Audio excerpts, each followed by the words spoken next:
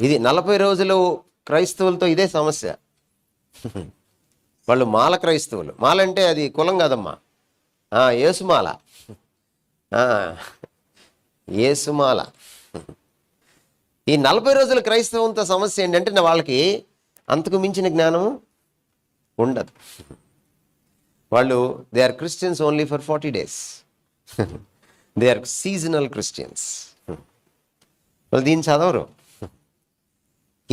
ఎన్ని ఉంటాయో పుస్తకాలు కూడా తెలీదా? దానికి మళ్ళీ క్విజ్ పెట్టి ప్రైజ్ ఇవ్వాలా? అప్పుడు కానీ చదవరా? ఈ క్విజ్ క్రిస్టియన్స్ కూడా ఉంటారు. వాళ్ళు విపరీతంగా చదివేస్తారు బైబిల్. తమ కోసం కాదు, ప్రభు కోసం కాదు, భక్తి ఉండి కాదు, ప్రైజ్ కోసం. క్విజ్ క్రిస్టియన్స్తో కూడా చాలా సమస్య. ఎన్నమ్మా? 66 27. నైస్. 27 books ఆఫ్ న్యూ టెస్టమెంట్లో మీకు ఫాస్టింగ్ గురించిన టీచింగ్ ఎంత ఉంది? ఫాస్టింగ్ ఇలా ఉండాలి, ఇలా ఉండకూడదు అని చెప్పేటువంటి టీచింగ్. ఎగ్జాక్ట్ వచనాలు చెప్పకపోయినా, నాకు మీరు అధ్యాయం చెప్పకపోయినా, కనీసం ఏ పుస్తకంలో ఉందో చెప్పండి. 27 పుస్తకాల్లో.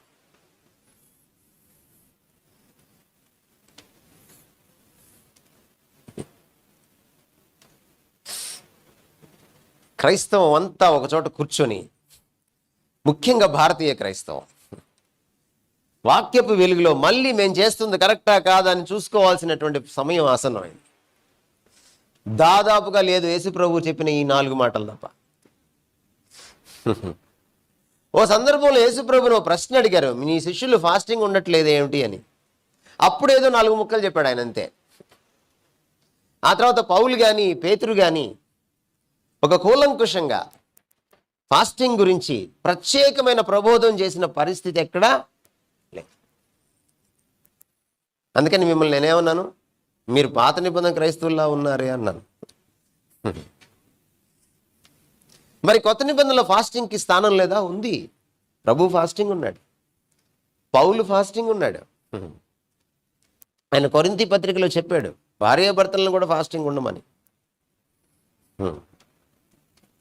అందుకనే మనం వాక్యానుసారమైన ఉపవాసం గురించి ఈ రోజున నేర్చుకుందాం. నేర్చుకోకముందు కొన్ని నేపథ్యం మీకు చెప్పాలి. అసలు ఎలా పుట్టింది ఈ 40 రోజుల ఉపవాసం అంటే, క్రీస్తు శకం 4వ శతాబ్దం దాకా దాదాపుగా ఈ ఉపవాసానికి సంబంధించిన, అంటే గుడ్ ఫ్రైడేకి ముందు, ఈస్టర్కి ముందు ఉపవాసం ఉండేటువంటి ఒక సంప్రదాయము స్థిరపడిన పరిస్థితి సంఘాల్లో ఎక్కడా కూడా మనకి కనపడదు. క్రీస్తు శకం 4వ శతాబ్దం వరకు. అంటే రోమియులు క్రైస్తవులయ్యేంత వరకు, ఒక రోమా చక్రవర్తి కాన్స్టాంటిన్ అనే చక్రవర్తి క్రైస్తవుడయ్యేంత వరకు, ఆయన తల్లిగారు క్రైస్తవురాలయ్యేంత వరకు, ఇలాంటి సంప్రదాయము సంఘంలో వేళ్ళూనుకున్నట్టుగా గట్టిగా పాటించినట్టుగా మనకెక్కడ దాఖలాలు కనపడదు. దీని అర్థం ఏమిటంటే, అపోస్తలులు దీన్ని పెట్టలేదు, ఈ సంప్రదాయాన్ని పెట్టలేదు. అపోస్తలులు ఉపవాసం ఉండమన్నారా? ఉండమన్నారు. కానీ 40 రోజులే ఉపవాసం ఉండమన్నారా? లేదు. ఎందుకంటే మీకు బ్యాక్గ్రౌండ్ తెలియాలి. అసలు అపోస్తలులు వెళ్ళిపోయాక చిట్ట చివర చనిపోయిన అపోస్తలుడు యోహాను ప్రకటన గ్రంథం రాసి చనిపోయారు. దాదాపు క్రీస్తు శకం 100 తర్వాత అపోస్తలుల శిష్యులు సంఘాలని నడిపారు. క్రీస్తు శకం 190 వరకు దీని గురించిన ప్రస్తావనే లేదు. ఇలా ఉపవాసం ఉండాలి అనేటువంటి కనీసం ప్రస్తావన లేదు. క్రీస్తు శకం 190 దగ్గర ప్రస్తావన ఏముంది అని మనం చూస్తే, బాప్తిస్మానికి సంబంధించి, అంటే బాప్తిస్మం తీసుకోక ముందు, యేసుక్రీస్తు వారు బాప్తిస్మం తీసుకున్నాక ఆయన ఉపవాసం ఉన్నారు, పరిచర్య కోసం, పరిచర్యలో బలం కోసం, శక్తి కోసం. కానీ సంఘంలో మనం చూస్తే, సంఘ చరిత్రలో బాప్తిస్మం తీసుకోవడానికి ప్రిపేర్ అవ్వడానికి, ఒక వ్యక్తి రక్షణ పొందాక బాప్తిస్మం తీసుకుంటారు, మీకు అందరికీ తెలుసు. ఐ బిలీవ్ సమర్పణ్ గారి ఆధ్వర్యంలో మీకు ఆ టీచింగ్ స్పష్టంగా ఉందని నేను ప్రగాఢంగా నమ్ముతున్నాను. సో బాప్తిస్మం అనేది రక్షణనివ్వదు. రక్షణ పొందిన తర్వాత, క్రీస్తును స్వంత రక్షకుడిగా అంగీకరించాక మనం బాప్తిస్మం తీసుకుంటాం. ఇది మనందరికీ విదితమే. ఆ బాప్తిస్మం తీసుకోవడానికి, అంటే మారు మనసు పొందిన కాలానికి బాప్తిస్మం తీసుకున్న కాలానికి మధ్యకాలంలో వాళ్ళ ఉపవాసం ఉండి ప్రిపేర్ అవుతారు. ఈ సంప్రదాయం వచ్చి పడింది 2వ శతాబ్దంలో. ఇది కొంతకాలం కొనసాగింది. ఈ కొనసాగేటప్పుడు ఒక మీమాంస వచ్చింది. ఏమిటా సందిగ్ధం మీమాంస అంటే, ఎన్ని రోజులు ఉపవాసం ఉండాలి? కొంతమంది ఒక రోజు ఉండేవాళ్ళు, కొంతమంది 4 రోజులు ఉండేవాళ్ళు, కొంతమంది వారం రోజులు ఉండేవాళ్ళు, కొంతమంది కొన్ని గంటలు ఉండేవాళ్ళు. అదంత ప్రాముఖ్యం కాదు, మీరు ఉపవాసం ఉండి ప్రిపేర్ అవ్వాలి, ఇదే ప్రాముఖ్యం అని సంఘపితరులు ప్రబోధించారు. ఆ తర్వాత ఏమైంది, ఈ బాప్తిస్మం కోసం తీసుకునే ఉపవాసము అలా ఉంచితే బాప్తిస్మానికి ఈస్టర్కి లింక్ అయింది. పునరుద్ధానం, ఈ ఈస్టర్కి సంబంధించిన సెలబ్రేషన్ జరిగేటప్పుడు ఇంకో సంప్రదాయం వచ్చి పడింది. ఇవన్నీ మనం పెట్టుకున్నవే. ఏమిటా సంప్రదాయం అని అంటే, ఈ పునరుద్ధాన పండుగ జరిగేటప్పుడు, ఈస్టర్ జరిగేటప్పుడు అప్పుడు బాప్తిస్మాలు ఇస్తే బాగుంటుంది అనేది వచ్చింది. కాబట్టి పునరుద్ధాన పండుగ రోజు, ఈస్టర్ రోజున బాప్తిస్మాలు ఇవ్వడం అనే ఒక సంప్రదాయం వచ్చింది. ఎప్పుడైతే ఆ సంప్రదాయం వచ్చిందో, ఈస్టర్కి ముందు ఉపవాసం ఉండడం, ఎందుకంటే బాప్తిస్మం 2 కలిసిపోయినాయి కదా, ఒకే రోజుకి వచ్చేసినాయి కదా, ముందు ఉపవాసం ఉండడం సంభవించింది. కాలక్రమంలో ఏమైందంటే బాప్తిస్మం ఎగిరిపోయింది, ఈస్టర్ మిగిలిపోయింది. ఈ ఈస్టర్కి ముందు ఉపవాసం ఉండడం సంభవించింది. అంటే ప్రశ్నలు అడకపోవడం వల్ల, ప్రశ్నలు మనల్ని మనం వేసుకోవాలి కూడా. ఎందుకు చేస్తున్నాను ఒక పనిని?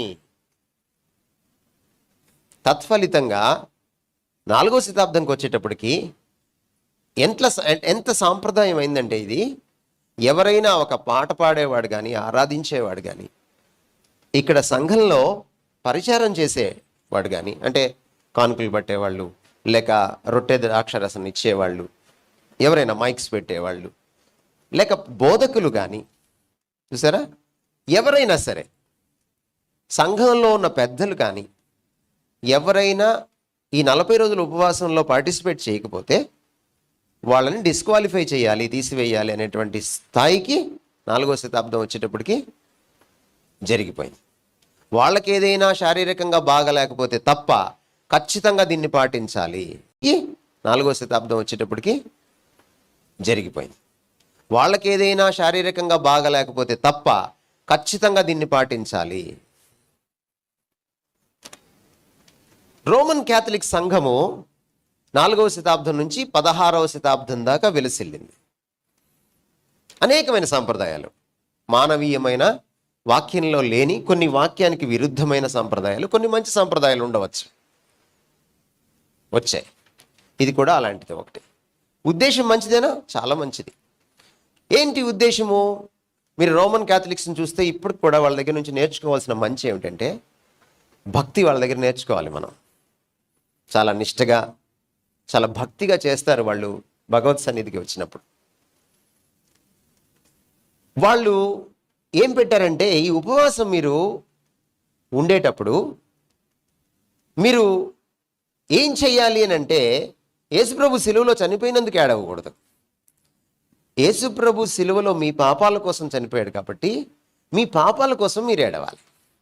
ఎందుకంటే ప్రభు చెప్పారు ఆయన సిలువ మోసేటప్పుడు అక్కడ ఉన్న స్త్రీలకి, అమ్మ నా కోసం ఏడవకండి, మీకోసం, మీ పిల్లల కోసం. ఒకవేళ మీరు 40 రోజులు ఉపవాసం ఉంటే ఎవరి కోసం ఏడవాలి? ఎంత దీనాతి దీనమో, నీ మరణం ఎంత దీనాతి దీనమో అని పాడకూడదు మీరు. దేనికోసం ఏడవాలి మీరు? మీ పాప జీవితం కోసం ఏడవాలి. సో ఉపవాసం దేనికోసమట? పాప పశ్చాత్తాపం కోసం, ప్రభు దగ్గర కడుక్కోవడం కోసం, అందుకోసమని పెట్టారు. తర్వాత మీరు వినమ్రులై ప్రభు సన్నిధిలో గడపడం కోసం, ప్రభుకి ఇంకా దగ్గర కావడం కోసం. కాబట్టి చాలా మంచి ఉద్దేశంతో పెట్టారు. ఇప్పటికీ కొంతమంది అలాగే చేస్తున్నారు ఈ 40 రోజుల ఉపవాసాన్ని. వాళ్ళు నిజంగా ధన్యులు. అయితే వాళ్ళు మన కంటికి కనిపించకపోవచ్చు. వాళ్ళు రోమన్ క్యాథలిక్ సంఘంలో ఉన్నారు, మన సంఘాల్లో కూడా ఉన్నారు. వాళ్ళని బట్టి ప్రభువుని మనం ఎప్పుడు స్తుతించాలి. అయితే అది ఎగిరిపోయింది. ఇప్పుడు అది పోయి ఏమైపోయిందంటే, మళ్ళీ యేసు ప్రభుని సిలువ వేస్తున్నారు. ఒక అబ్బాయిని తీసుకొచ్చి మళ్ళీ తాళ్ళతో కట్టేసి మళ్ళీ సిలువ వేస్తున్నారు. వేసి యేసుప్రభు సీన్ మన ముందుకు ఎందుకు తీసుకొస్తారు? మీకు అప్పుడప్పుడు సిలువ పాటలు వస్తుంటాయి టీవీలో. అందులో మెల్ గిబ్సన్ తీసినటువంటి the passion of the Christ cinema విపరీతంగా వాడేసుకున్నారు. కాపీరైట్లన్నీ పక్కన పెట్టేసి, ఒకవేళ మెల్ గిబ్సన్ కానీ భారత క్రైస్తవ సింగర్ల పైన, మ్యూజిషియన్స్ పైన ఆయన కానీ కోర్టులో వేస్తే కొన్ని కోట్లు కట్టాల్సి వస్తుంది మీరు, కొన్ని కోట్లు. ఎందుకంటే కాపీరైట్స్ ఉంటాయి దానికి. ఆ మెల్ గిబ్సన్ని ఎడాపెడా వాడేసుకొని ఆ సినిమాలో క్లిప్పింగ్లన్నీ తీసుకొచ్చి మనకి విపరీతమైన ఒళ్ళు గగురు పొడిచేటువంటి ఆ క్లిప్పింగ్లు చూపించి మళ్ళీ మనల్ని ఈ 40 దినాల టైంలో ఏడిపించాలన్నమాట. ఏమొస్తుంది? యేసు వారు ఏం చెప్పారు? మీరు నా కోసం ఏడవకండి. ఎవరి కోసం ఏడవాలి? మీకోసం ఏడవండి. మీ పాప జీవితం కోసం, మీ పిల్లల పాప జీవితం కోసం, వాళ్ళు బాగుపడాలని, మీరు బాగుపడాలని. ఇక్కడ అదే చెప్తున్నాడు. ఇక్కడ ఏమంటున్నాడంటే దినవృత్తాంతాల గ్రంథంలో మీరు మీ పాపాల గురించి ఏడవాలి, అది చెప్తున్నాడు. సో ఇంత మంచిగా పుట్టింది ఇది. కానీ కాలక్రమంలో ఏమైపోయింది? కొంతమంది అయితే ఇది ఎందుకు చేస్తున్నారో వాళ్ళకి తెలియదు, వాళ్ళు చేసేస్తున్నారు. ఇప్పుడు 40 రోజుల ఉపవాస పండుగల గురించి ఒక 10 ప్రశ్నలు ఇచ్చి మీ అందరికీ ఎగ్జామ్ పెట్టామనుకోండి, ఎంతమంది పాస్ అవుతారు? ఇక్కడికి వచ్చిన వాళ్ళు అంటే తెలియకుండా చేస్తున్నారన్నమాట. చాలామందికి ఈ భక్తిభావం లేకుండా చేస్తున్నారు. ఏదో వచ్చాం కదా, పోయాం కదా, ఏదో అక్కడికి వెళ్తే ఈ 40 రోజులు కానీ క్రమం తప్పకుండా వెళ్తే ఏదో పుణ్యం వస్తుందట. ఇది భారతీయ ఆలోచన అనమాట. ప్రతి భారతీయురాలు ఇలాగే ఆలోచిస్తారనమాట. మనకి నోములని, వ్రతాలని ఇలాంటివి ఒకటి ఉంటాయి మనకి. చుట్టూ తిరిగితే ఏదో అవుద్దని కదా, పొరుళ్ళు దండాలు పెడితే ఇంకేదో అవుద్దని కదా, మోకాళ్ళ మీద మెట్లు ఎక్కితే ఇంకేదో అవుద్దని, ఎండాకాలం చెప్పులు లేకుండా దేవుడి దగ్గరికి నడిచెళ్తే ఇంకేదో అవుతుందని. ఇది భారతీయులం అనమాట మనం. కాబట్టి 40 రోజులు చర్చికి వెళ్తే ఏదో అవుతుంది అనుకుంటాం మనం. ఏం కాదు. 41వ రోజు మీరు నిన్న నేడు మారని రీతిగా ఉంటారనమాట. మీరు అంత అద్భుతమైన క్రైస్తవులు. ఏమన్నా అవునా కదా? 41వ రోజు మీరు ఎలా ఉంటారు? పోయిన సంవత్సరం ఎలా ఉన్నారో ఈ సంవత్సరం మళ్ళీ అలాగే ఉంటారు. అందుకని ఈరోజు నేను మీకు చెప్పదలిచింది ఏంటంటే అసలు శిస్సులైన ఉపవాసం ఏమిటి అని చెప్పదలిచాను. కొన్ని విషయాలు మీకు ముందు నేను చెప్పదలిచాను. ఏమిటంటే మీలో ఉన్న ఉపవాసం గురించిన అపోహలు నేను తీసివేయాలి. నెంబర్ 1, మొదటి అపోహ,